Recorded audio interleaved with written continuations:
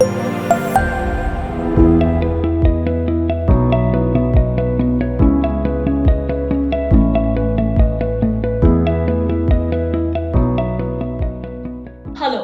let's welcome Sarah Naqvi to QueerTWENTY, the cohort of 2021. Sarah is an Indian artist based in Mumbai and Amsterdam. Their work engages in narratives themed around religious and societal polarization, centering art as their tool for activism.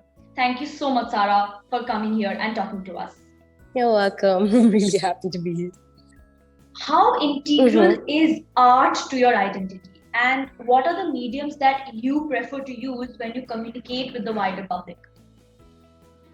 I think it's been quite a journey, because I think when in my early career, even though I'm still like an emerging, I would say, artist, but when I was working in university and when I was just starting out, my influences were so limited that I didn't understand that for me personally, art is all about accessibility, and the language you use and the vocabulary that you're using, especially within your medium, is very instrumental in how your art is going to be received, especially if you work around social causes and social art.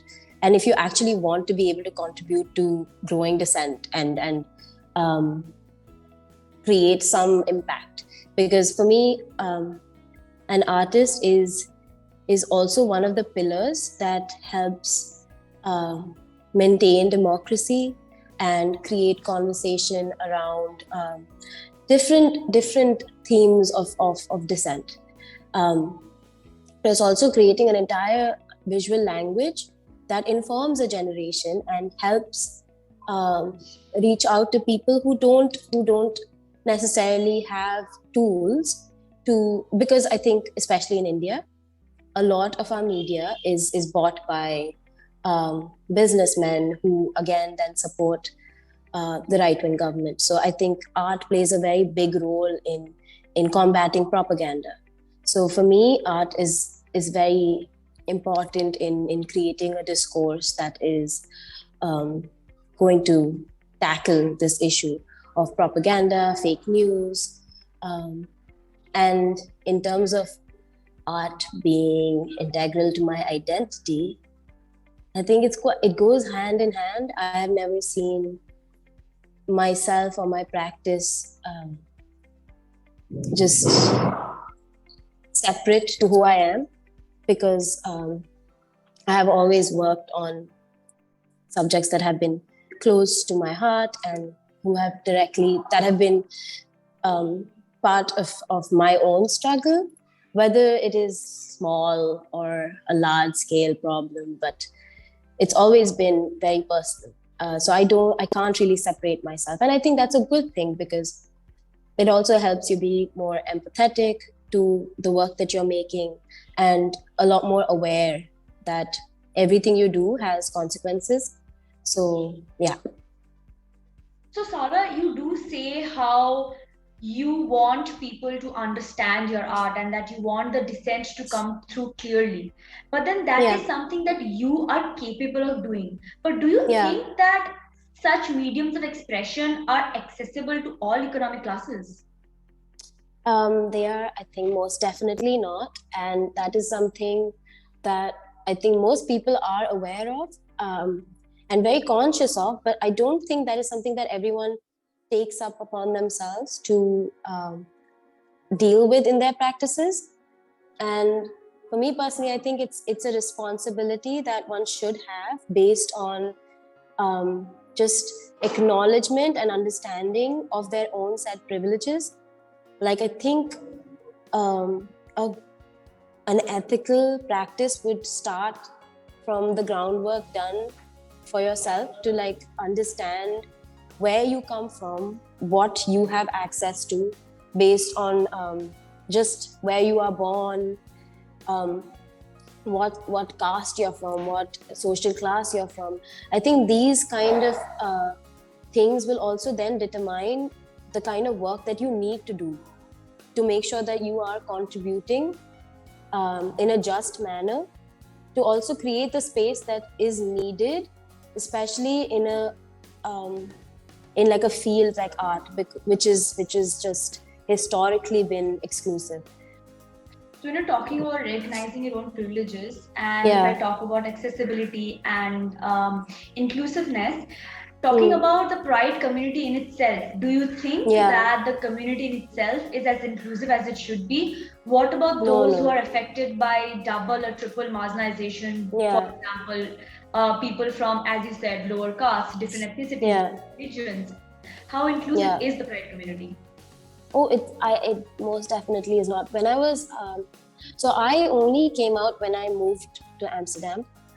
Again, like moving in itself was a very big thing that I was able to do it. But while I was back home in India, I was always like very aware, because obviously I knew, but I just didn't have the courage at that point to come out. But I was aware of like all of the stuff that was happening during Pride.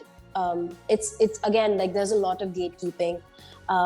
It is predominantly a space that is held by, like, the control is still in like Savarna hands, and I don't see the representation that we really need to be able to move forward as a community, because this community in itself does not recognize the problems that arise. Like it is not safe for trans women, for example. They should be in the front lines, but they're not. It is still something that is quite like the platform is still predominantly held by cis men, for example, cis gay men, and there is a lot of work that needs to be done within the Pride like network, for example. Like even in Amsterdam, like that's something that I have noticed. There is a lot of collaboration that happens between Pride in itself with the Amsterdam police, which is just it's unbelievable actually. If anyone knows the history of Pride, why would you let that happen? Because everything is commercialized. Everything is now being seen as a way to promote your own like interests. And they also have like the Pride Walk in Amsterdam is now also there is an entire block during Pride which has the gemeente, which is the I would say administration, the one that is in charge of immigration. They have an entire block which again just goes against everything that Pride stands for, because one of the biggest problems in Amsterdam is or not just in Amsterdam, in the Netherlands, is the violence that trans women and refugees have to go through during this like process of seeking refuge. They are sent to these camps, which are extremely violent. There have been so many cases in which trans women have ended up committing suicide because of the treatment they had to go through. So I think Pride in itself is so political, but now has been co-opted by corporations, by the government, by police. And in Mumbai itself, like you know who is holding these spaces. It's all again people who are trying to push their own interests, and we can do as much as we want with putting up rainbows in front of bars or like restaurants or like spaces where people meet, but that does not do the real work. There is no change in policy. There is no change in the treatment and the discrimination that the most marginalized people have to face. So you are mentioning how that so many things still need to be done. You wear the queer icon for Calvin Klein. Now, what happens when mega brands like these have such diversity-focused campaigns? Do you still think it's just a do it once and then forget sort of a thing, or does it have deeper implications? I think when I chose to do this, I knew what I was signing up for. But also before I said yes to this campaign, I did like my research in how Calvin Klein like asserts themselves in this space, but also what kind of work do they do for the queer community. And they do have a lot of, they do contribute a lot, both financially and otherwise, to many different groups that facilitate the safety and growth of the queer community. They so I think for me it was important to see that till I say yes, because I know the kind of implications it would have for me to say yes to a campaign that does not actually do any of the groundwork. And but again, like this trope of representation can be so damaging if it is just done on face value, which I have also seen. I remember, like, when I was actually talking to my own, like, family and friends about taking up on this opportunity, like, my friends were like, "Oh, but it'll be so great! Like, I have never seen like a non-binary Indian person on a campaign like this," which, like, in theory is all like, it's like cute, and it makes you feel like there is some work being done. But at the same time, because like I had so much of like conflict before I said yes, and also one of the reasons I did say yes is because like this again becomes like I was able to convey a message that I don't see happening. Like during the for the campaign, I made an artwork that was called Etymologies of Erasure. That was one of the reasons why I did want to do it, because it gave me the opportunity to like make this work that talks about both like queer erasure, but also erasure of Muslim women and icons that I didn't get to have access to when I was a child. So I had many different reasons, but I would say that most part of representation in these brands and stuff is very strategic, because it furthers their brand identity and it makes them look very inclusive. But also we don't really know what happens on like within their own like working environments and how they conduct themselves. For me, I think knowing that Calvin Klein does donate a lot to the causes that I would support, that was a very big thing in deciding to say yes. Yeah. So this actually gives me a beautiful segue into the next question. I wanted to ask you that a lot of your, especially in a campaign, your art was based on the fact that a lot of history has been erased. Could you elaborate on that? I think because most of history has been documented by cis men and men in power, there are a lot of narratives that we don't come across, especially ones that help young queer people create a very informed understanding of their own identities. And so in this campaign, my work was this painting that has all of these queer characters that I imagine from like a young queer person's point of view. So they look mystical, they're strange, but they're so like vibrant and alive.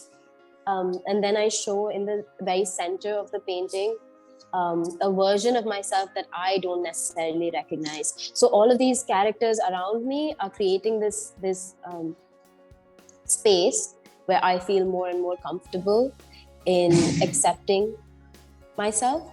And each character that I made within the painting was inspired by an existing icon, I would say. Not just queer, but I think women from Islamic history that I wasn't aware of. And I slowly started to come, I think I slowly started to like see, because I started reading more about Islamic history through the lens of women. There's a book by Fatima Mirnisi that I read that was very important and still is very important to me, because that's where I came across a lot of these women who set the foundation for so many different achievements that women then like also like could benefit from. For example, there was this one woman called Fatima Al-Fihri who set up the first university, and I had actually no idea that this was this was the case. So And this was I not don't think discussed in the general discourse at all. no, never. It Completely never is. missing. Exactly. And I think you always like count on your parents to introduce these figures in your life for you to seek inspiration from. But the thing is, historically, no one has had access to these stories, and no one has had access to this history. So my mother didn't know that she could like introduce these stories into my life so that I can build from there. So I think a lot of this learning and unlearning needs to be done, unfortunately, by queer people for themselves. And it just feels like such a laborious task, especially since you're dealing with so much of your own like identity crisis, especially as a non-binary person. So Sarah, as a last question, Mm-hmm. what role does the Indian diaspora play in enabling inclusivity in India? So as somebody who, like yourself, who could move out of the nation to pursue and further their own career, what role do you see yourself playing?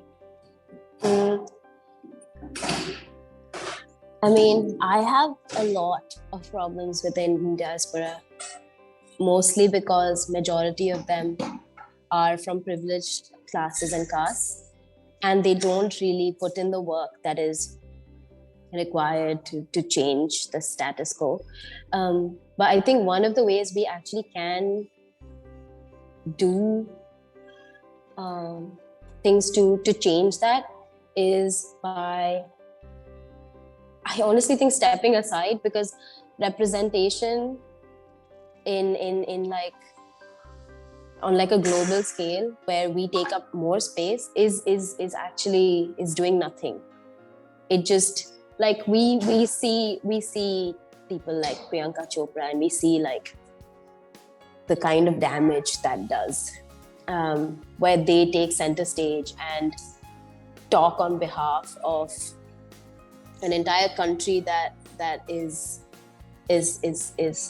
like burdened by all of these different like issues, because there's not just one thing that needs to be tackled. We have like layers, so many layers, and I think the diaspora the only thing that the diaspora can do is actually by taking a step back. And if I have to talk about like inclusivity and the diaspora, I think context is really important. The one time I think I saw the diaspora doing a lot was when the anti-CAA and NRC protests were happening. I remember we organized really well in Netherlands, and we protested every week, and that felt like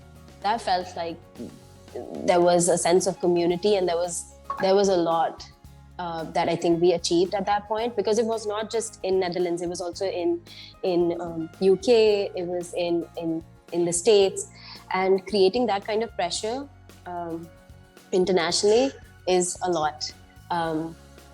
So I think for us to be able to organize and really further and create this pressure internationally on the Indian government, that could be one way. Yeah. That is actually a very different insight than what most people say, but a very welcoming insight. Thank you so much, Sarah, for all the things that you have shared, you've talked to us about, and all the best for all your future endeavors. Thank you.